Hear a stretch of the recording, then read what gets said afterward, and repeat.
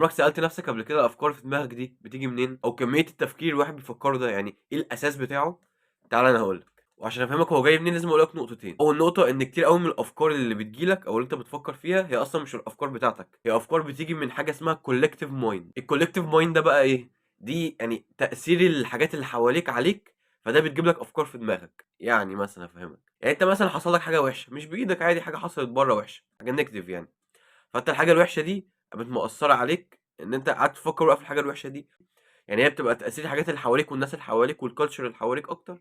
بيدّيك أنت أفكار، يعني هي دي مش أفكارك أنت. تاني حاجة نرجع لها بقى إن أنت زي ما قُلت لك أنت هتقابل مواقف في حياتك تيجي لك على الcollective mind فتقوم مفكّر بحاجات أثّرت عليك من برّه فاهم، بعد كده بقى تيجي بقى دماغك هي تبدأ تفكّر بجد بقى، تفكّر بحلول على الحاجات اللي أنت قابلتها دي، حلول من عندك أنت، فدي يجيب لك في زي ما قُلت الجزء التاني إن أنت كتير أوي من الأفكار اللي عندك من بعد الcollective mind تبقى أفكار جاية من الأحلام اللي في دماغك، يعني أنت لمّا تحُط نَفْسك في موقف معيّن وتطلّع له كذا حَل،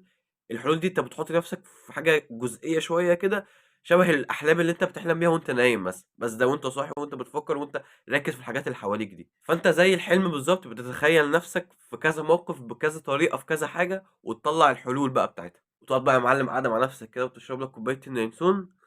وتفكّر بقى هتختار أي حل فيهم بقى. تالت حاجة بقى معلش هازوّد نقطة من عندي، إن كتير أوي من الأفكار الموجودة عند الناس كلّها مش الأفكار بتاعتهم، يعني إن واحد يطلّع فكرة creative دي حاجة rare فشخ يعني ما فيش منها كتير زي ما أنتم فاكرين يعني، أقل ما الناس كلّها فاكرة تقريبًا. الفكرة إن أنت لو طلّعت فكرة جديدة شوية قدّام الناس،